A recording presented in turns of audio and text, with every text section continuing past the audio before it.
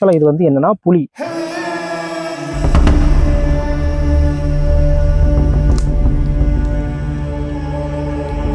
புலியை வந்து இந்த வீரன் வந்து தன்னுடைய கையில் இருக்க பெரிய ஆயுதத்தால் தாக்குற மாதிரி இருக்கும்.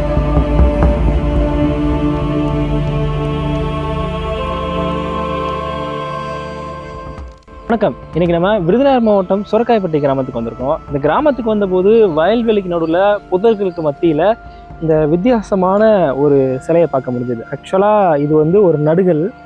இந்த நடுகள் வகையில் இது வந்து புலிக்குத்தி பட்டான்கள்னு சொல்லுவாங்க. இந்த புலிக்குத்தி பட்டான்கள் பற்றி தெரிஞ்சுக்க முன்னாடி நீங்கள் நடுகள்லாம் என்னன்னு தெரிஞ்சுக்கணும். நடுகள் அப்படிங்கிறது என்னன்னா, போரில் வீரமரணம் அடைஞ்ச வீரனுக்காக அவனுடைய நினைவாக வைக்கப்படுற ஒரு நினைவு சின்னம் தான் இந்த நடுகள்.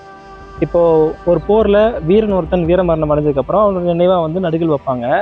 ஒரு சில சமயங்களில் அந்த வீரனுடைய மனைவிகள் வந்து வீரன் இறந்ததுக்கப்புறம் அவனோட சேர்ந்து உடன்கட்டை ஏறுவாங்க. அப்படி பெண்களும் உடன்கட்டை ஏறினாங்கன்னா அவங்களுடைய சிலைகளும் சேர்த்து செதுக்கி வச்சு சதிகளாக வச்சு வழிபடுவாங்க. ஸோ வீரன் மட்டும் தனியாக இருந்தானா அது நடுகள். இதே இது அந்த இடத்துல பெண்களும் இருந்தாங்கன்னா அது சதிகள். பெண்கள் வந்து சதி என்னும் உடன்கட்டை ஏறினதுக்கப்புறம் அவங்க ரெண்டு பேரையும் கணவன் மனைவி இருவரையும் வந்து சிலையாக வடித்து வச்சு அவங்களுடைய சந்ததியினர் வந்து சாமியாக வழிபடுவாங்க. குலதெய்வ வழிபாடு இப்போ தான் பிறக்குது. ஸோ இது பார்க்கும்போது இது ஒரு புலிக்குத்தி பட்டான்கள்னு ஏன் சொல்கிறேன்னா, இந்த இடத்துல பார்த்தீங்கன்னா ஒரு விலங்கு இருக்கும். ஆக்சுவலாக இது வந்து என்னென்னா புலியை வந்து இந்த வீரன் வந்து தன்னுடைய கையில் இருக்க பெரிய ஆயுதத்தால் தாக்குற மாதிரி இருக்கும். அதாவது இந்த கான்செப்ட் என்னென்னா, அன்னைக்கு காலகட்டத்தில் வனப்பகுதியிலிருந்து ஊருக்குள்ளே வந்த புலியை வென்ற ஒரு வீரன், அந்த புலிக்கும் மனிதனுக்கும் இடையான அந்த போரில் வந்து இந்த வீரன் வந்து இறந்துருக்கலாம். ஸோ அவனுடைய வீரத்தை பறைசாற்றும் விதமாக, அவனுடைய வீரத்தை போற்றும் விதமாக இந்த புலிக்குத்தி பட்டான்களில் வைப்பாங்க. ஸோ இந்த வீரனை பார்த்தீங்கன்னா அவர் கையில் பார்த்தீங்கன்னா இந்த இடத்துல வந்து இடுப்பில் ஒரு வாள் வச்சுருக்காரு.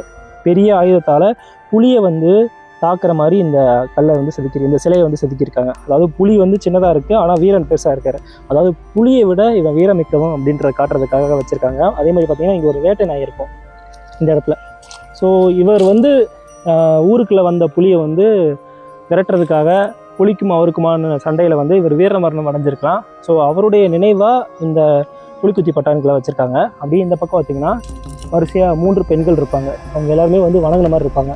இவங்க வந்து இந்த வீரனுடைய மனைவிகளாக இருப்பாங்க. அன்னைக்கு காலகட்டத்தில் வந்து 1க்கும் மேற்பட்ட பெண்களை மனம் முடிக்கிற வழக்கம் இருந்துச்சு. அப்படி எத்தனை மனைவிகள் இருந்தாலும் வீரன் இறந்ததுக்கப்புறம் அவனுடைய மனைவிகள் வந்து உடன்கட்டை ஏறுவாங்க. உடன்கட்டை ஏறின பெண்களையும் சிலையில் செதுக்கி வச்சு அது ஒரு சதிகள்லாம் வடிவம் வச்சு அதை சாமியாக கும்பிடுவாங்க. அந்த வழக்கம் வந்து அன்றைய காலகட்டத்தில் இருந்துச்சு. ஸோ இது வந்து ஒரு புலிக்குத்தி பட்டான்கள். ஏன் இதை புலிக்குத்தி பட்டான்கள் சொல்கிறாங்கன்னு உங்களுக்கு இப்போ புரிஞ்சிருக்கும். அதாவது புலியை வென்ற வீரனுக்கு வைக்கப்பட்ட ஒரு நடுகள்ன்றதுனால இதுக்கு வந்து புலிக்குத்தி பட்டான்கள்னு பேர் சொல்கிறாங்க. இந்த புலிக்குத்தி பட்டான்களை பொறுத்த வரைக்கும் பார்த்தீங்கன்னா, இந்த புலிக்குத்தி பட்டான்கள் சுரக்காய்பட்டி கிராமத்தில் இருக்குது. இந்த சுரக்காய்பட்டி கிராமம் மேற்கு தொடர்ச்சி மலையடிவாரத்தில் ஒட்டியே இருக்குது. இங்கேருந்து பார்த்தீங்கன்னா பின்னாடி மலை தெரியும். ஸோ மலையடிவாரத்தில் இந்த புலிக்குத்தி பட்டான்கள் இருக்குது.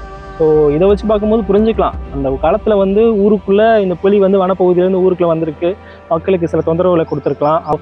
இந்த புலியை வந்து விரட்டுறதுக்காக இந்த வீரன் வந்து புலியோட சண்டை போட்டிருக்கலாம். புலிக்கும் இவனுக்குமான அந்த சண்டையில் இந்த வீரன் வந்து புலியை கொன்று வீரமரணம் அடைஞ்சிருப்பான். ஸோ அதனோட நினைவாக வந்து இந்த கல்லை வடிவமைச்சிருக்காங்க. பக்கத்தில் அவங்களுடைய மனைவிகள், அவங்க வந்து உடன்கட்டை ஏறி இருப்பாங்க. இந்த வீரனுடைய மரணத்துக்கு அப்புறம் மனைவிகள் வந்து உடன்கட்டை ஏறி இருப்பாங்க. ஸோ அவங்களையும் இந்த நடுகளில் வந்து செதுக்கி வச்சு இதை வந்து வழிபட்டு இருப்பாங்க. இது வழிபாட்டு முறையில் இருந்திருக்கு. இங்கே பார்த்தீங்கன்னா திருநீர் விபூதியெலாம் வச்சுருக்காங்க. ஆனால் இன்றைக்கி கொஞ்சம் வந்து பராமரிப்பு குறைவாக இருக்குது. புதர் மண்டி இருக்குது. வயல்வெளிக்கு நடுவில் ஒரு வரலாற்று பொக்கிஷம் போகும்போது பார்க்க இருந்தது. ஸோ அதை பற்றி உங்களுக்கு சொன்னேன்.